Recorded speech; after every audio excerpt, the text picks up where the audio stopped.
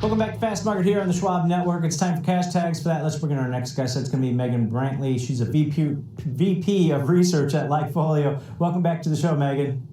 Thanks for having me, guys. All right, so we're talking Cava. The stock's pulled back really, quite significantly from those all-time highs in November. Probably overbought at those levels. But what kind of data are you guys seeing on this name into earnings? Yeah, last quarter, I think the stock pulled back a bit on earnings that disappointed, but revenue looked good. We saw nice sales growth through menu price increases and also an increased traffic. And I think what's interesting here is this is a brand that is still at its early phases, at least in terms of brand awareness, in terms of, store footprint. This is one that's just really getting going. If you compare it to a much more established peer, like let's say a Chipotle, whenever I think of Cava, I almost think of like a Mediterranean Chipotle. That's kind of, the build your own bowl experience that this company is going with. And I think Cava has close to 350 locations versus Chipotle's close to 4,000 locations. So this is I think the biggest potential growth catalyst is just the footprint expansion and the brand expansion as it acquires new customers. And when we look at our digital data, we're starting to see an uptick this year. Whenever we compare Cava versus a lot of other fast casual names, from Shake Shack to Chipotle, like I mentioned, to even, this, healthy year for you, like a Sweet Green, it's doing pretty well. You can see it's in the upper part of the pack and probably the healthiest version of versus a Shake Shack or a Wingstop on this chart. And so we're starting to see some traction heading into spring. We know that seasonally speaking, this is when a lot of consumers are starting to kind of turn to this Mediterranean refreshing to Cava's offerings right now. And if you look at this on a line chart, you'll be able to see that, typically we see a peak in July and we're already approaching what was last year's peak right now in May. So, Cava, it looks to be off to a pretty nice start this quarter. We expect strong results and we certainly like that the stock has pulled back some heading into this report. Yeah, Megan, when you read about this company, and they're currently at about 367 restaurants. They want to be at 1,000 by 2032. The growth that's about 80 a year. So that's an incredible number. Normally when you see a stock act like this, it's when that growth starts to decelerate or some of the margins start to decelerate. You're really not seeing that in any of the metrics here.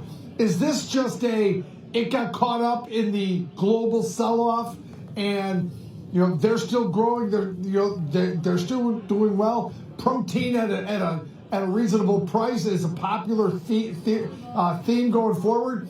Is this a better opportunity than we think? Because this company seems to be growing like crazy still.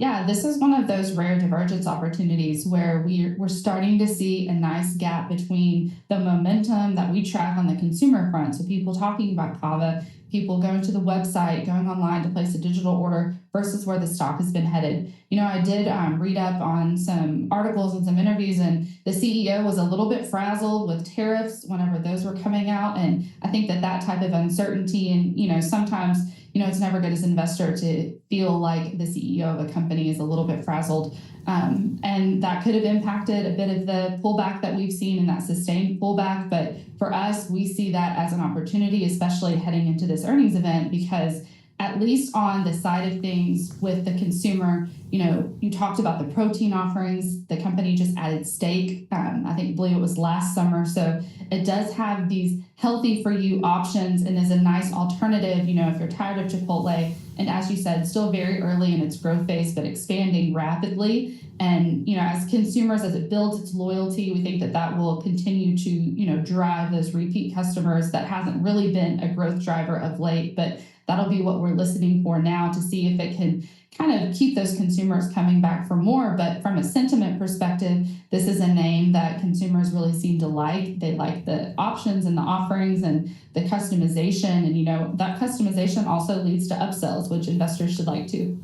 When you look at this name, we talk about, and you mentioned it earlier, the Chipotle and a different type of food, right? The Mediterranean. But at the same time, inflationary pressures, Chipotle highlighted that during their last earnings event a couple weeks ago. That stock's starting to kind of, consolidate here a little bit. It's not having those big gains. But is this more about scale, Megan, where they need to get their footprint bigger and do it quickly? And remember, Chipotle had a really good CEO in place that helped drive them, that's now at Starbucks, and that did wonders for that stock. Do they have that same type of executive team that might be able to navigate this expansion that it seems like they need? Yeah, I think that you make really good points. I think that, obviously this is a lesser known in terms of the executive team, but we like the rapid expansion.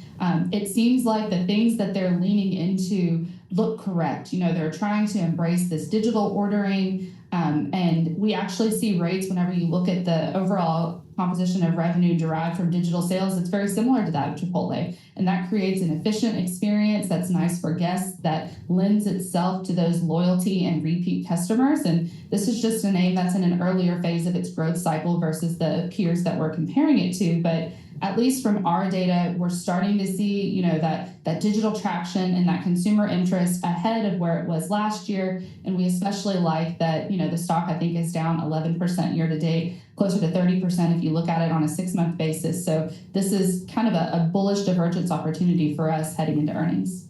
All right. And then the score on this one, Megan, real quick? Yeah, so we are right at about a 25. So very bullish, but not overly optimistic either. This is still a name early in its phase, so it still has a lot to prove.